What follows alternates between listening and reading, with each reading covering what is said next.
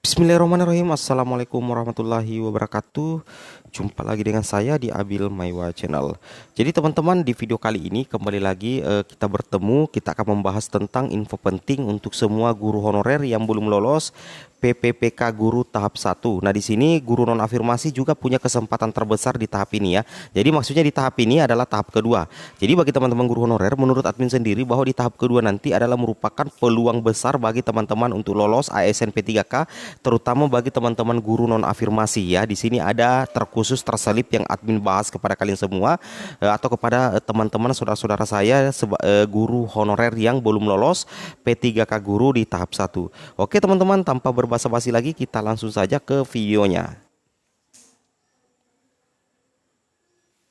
Nah, di sini dasar hukum kita membahas konten ini adalah tentang Peraturan Direktur Jenderal Guru dan Tenaga Kependidikan nomor 3767. Di sini sudah terlampir tentang petunjuk pelaksanaan seleksi pengadaan pegawai pemerintah dengan perjanjian kerja untuk jabatan fungsional guru pada pemerintah daerah tahun 2021. Nah, di sini dasar hukum kita teman-teman ya. Nah, sekarang kita lanjut dulu sedikit. Nah, di sini ada terkhusus untuk guru non afirmasi yang admin selipkan di sini bahwa asumsinya bahwa real di lapangan teman-teman ya. Tes tahap ke-1 kebanyakan lolos adalah guru honorer afirmasi, baik itu cerdik dan afirmasi usia. Nah, oke lah. Jadi guru afirmasi kebanyakan sudah lolos di ASN tahap 1. Nah, kira-kira ada efeknya? Adakah efek jika sudah banyak guru berafirmasi yang lulus di tahap pertama? Efeknya adalah sangat menguntungkan bagi teman-teman guru honorer non-afirmasi di tahap kedua.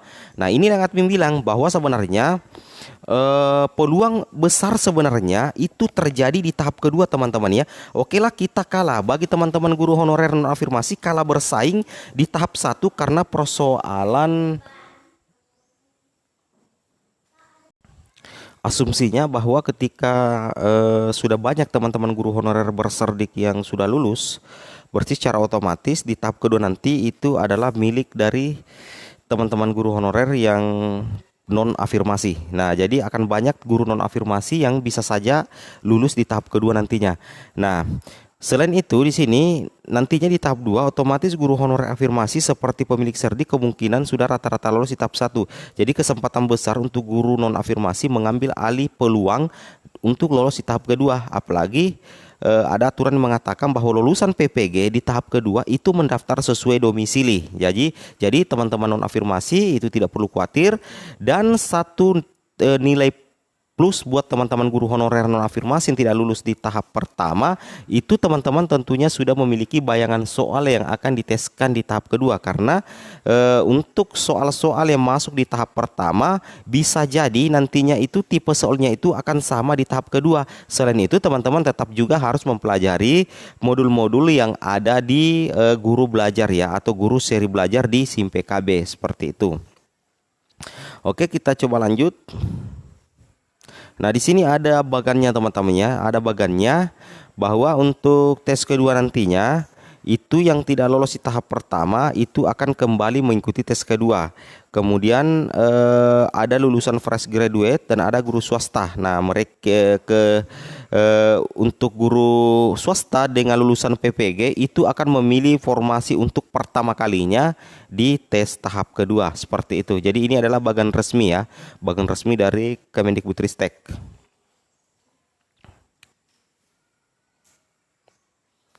Nah, di sini dijelaskan bahwa untuk seleksi kompetensi 2 itu diperuntukkan bagi pelamar yang tidak lulus pada seleksi kompetensi 1. Jadi guru non ASN yang masih aktif mengajar di sekolah swasta dan terdaftar sebagai guru di Dapodik. Kemudian yang ketiga adalah lulusan pendidikan profesi guru yang belum menjadi guru dan terdaftar di database lulusan PPG Kemdikbudristek. Jadi ini adalah 3 kategori guru atau pelamar yang akan mengikuti seleksi P3K di tahap 2 ya. Jadi yang pertama, pelamar yang tidak lulus pada seleksi kompetensi kompetensi 1 berarti ini masuk guru honorer negeri baik yang berafirmasi maupun tidak berafirmasi. Kemudian guru non ASN yang masih aktif mengajar di sekolah swasta dan terdaftar sebagai guru di Dapodik. Kemudian yang ketiga adalah lulusan pendidikan profesi guru yang belum menjadi guru dan terdaftar di database lulusan PPG Kemdikbudristek. Jadi itu yang akan ikut di P3K tahap 1 P3K tahap 2 seperti itu. Kemudian kita lanjut lagi. Pelamar yang tidak lulus pada seleksi kompetensi 1 sebagaimana dimaksud pada angka 1 itu teman-teman harus memilih ulang formasi. Jadi yang pertama itu teman-teman guru honorer ya. Jadi ini untuk guru honorer negeri baik itu afirmasi dengan tidak afirmasi yang tidak lolos passing grade di seleksi kompetensi 1 itu ada ketentuan harus memilih ulang formasi. Nantinya teman-teman mungkin di halaman SSCASN atau akun SSCASN teman-teman akan memilih ulang formasi.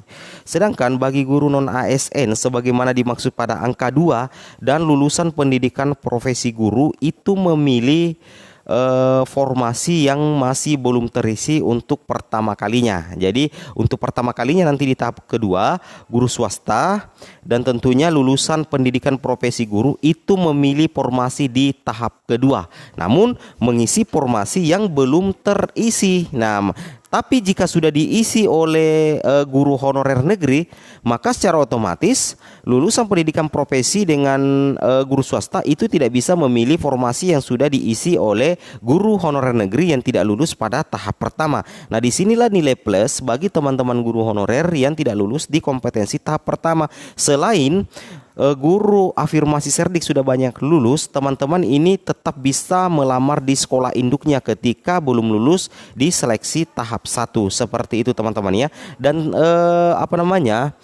asumsinya bahwa teman-teman yang tidak lolos di tahap 1 itu tentunya sudah punya pengalaman yang luar biasa di tahap 1. Karena banyak tipe-tipe soal yang teman-teman sudah ketahui karena sudah mengikuti seleksi tahap 1. Sehingga nantinya di tahap kedua teman-teman bisa mempersiapkan diri untuk mempelajari tipe-tipe soal yang keluar di tahap 1 untuk dibawa di tahap kedua nantinya. Jadi ada peluang bahwa tipe soal yang di tahap 1 itu kembali yang diteskan di tahap kedua. Selain itu teman-teman tetap harus mempelajari juga modul belajar guru seri P3K seperti itu teman-teman ya. Jadi di sini sudah jelas sekali bahwa teman-teman tidak usah khawatir di tahap kedua tentang pemilihan formasi. Karena teman-teman guru honorer yang tidak lulus di tahap pertama itu akan memilih ulang formasi. Nah, apalagi bagi teman-teman yang ada di sekolah induknya ada formasi, teman-teman bisa kembali, bisa saja mengunci kembali formasinya. Karena di sini di aturan ini di surat edaran dari Dirjen GTK, di sini lulusan PPG pendidikan profesi guru itu memilih formasi. Jadi ini khusus untuk lulusan pendidikan profesi guru ya, itu memilih formasi yang belum terisi untuk pertama kalinya. Jadi untuk lulusan pendidikan profesi guru itu memilih formasi yang masih belum terisi, sehingga apabila ada formasi yang sudah diisi oleh guru tahap 1, besar kemungkinan jika kita artikan artikel ini berarti itu tidak bisa dilamar oleh lulusan pendidikan profesi guru. Jadi secara otomatis itu membuat guru honorer negeri non afirmasi bisa sedikit lebih tenang. Seperti itu teman-teman ya. Jadi teman-teman tidak usah khawatir ya tentang tahap kedua. Bahkan di tahap kedua itu adalah menjadi momentum besar bagi teman-teman guru honorer untuk lolos menjadi guru ASN P3K, karena guru yang sudah berafirmasi serdik itu kemungkinan besar banyak yang sudah lolos nantinya di tahap pertama. Jadi teman-teman akan minim saingan guru berserdik di tahap kedua seperti itu. Kita lanjut lagi. Nah, di sini kemudian berikutnya informasinya bagi lulusan pendidikan profesi guru sebagaimana dimaksud pada angka 3 itu memilih formasi sesuai dengan domisili pelamar dan pelamar lain memilih formasi dalam satu daerah kewenangan pengelolaan pendidikan serta sesuai dengan kualifikasi akademik sertifikat pendidik. Nah, lagi-lagi yang tidak mengganggu guru honorer negeri nantinya, ini ada alasannya teman-teman guru honorer negeri itu tidak perlu takut jika ada pelamar lulusan pendidikan profesi guru, karena di sini selain memilih formasi yang belum terisi, lulusan PPG itu wajib memilih formasi sesuai dengan domisili pelamar. dan pelamar lain memilih formasi dalam satu daerah kewenangan pengelola pendidikan serta sesuai dengan kualifikasi akademik sertifikat pendidik. Jadi jika misalkan di daerah teman-teman guru honorer itu tidak ada lulusan pendidikan profesi guru, maka tidak akan ada lulusan pendidikan profesi guru yang melamar di tahap kedua, karena itu harus dipilih sesuai domisili pelamar. Nah, kecuali jika misalkan ada di daerah teman-teman lulusan PPG, maka itu bisa melamar di daerah teman-teman, tetapi dengan catatan melamar formasi yang belum terisi. Jadi kalau sudah diisi oleh teman-teman di sekolah induk, itu tidak bisa diisi oleh lulusan PPG. Kalau kita artikan artikel ini, kecuali catatannya jika ada perubahan aturan, seperti itu teman-teman ya. Kita lanjut lagi. Nah, di sini kembali Mas Menteri mengingatkan kepada seluruh teman-teman guru honorer yang belum lulus passing grade di tahap 1, bagi para peserta yang belum lulus passing grade P3K Guru 2021 hari ini, itu jangan patah semangat dulu. Ingat, guru honorer itu diberikan kesempatan untuk mengikuti tes sebanyak 3 kali, kata Nadiem Makarim kepada para guru honorer yang telah melaksanakan tes di SMK Negeri 6 Surakarta pada hari Senin tanggal 13 bulan 9 2021. Jadi di sini memang disimpulkan oleh Mas Menteri bahwa teman-teman guru yang belum lulus passing grade di tahap 1 itu tidak usah patah semangat dulu. Karena kenapa? Karena kita teman-teman guru honorer itu diberikan 3 kali kesempatan oleh Kemendikbudristek. Jadi tentunya peluang besar untuk tetap lolos P3K terutama di tahap kedua. Seperti itu teman-teman ya.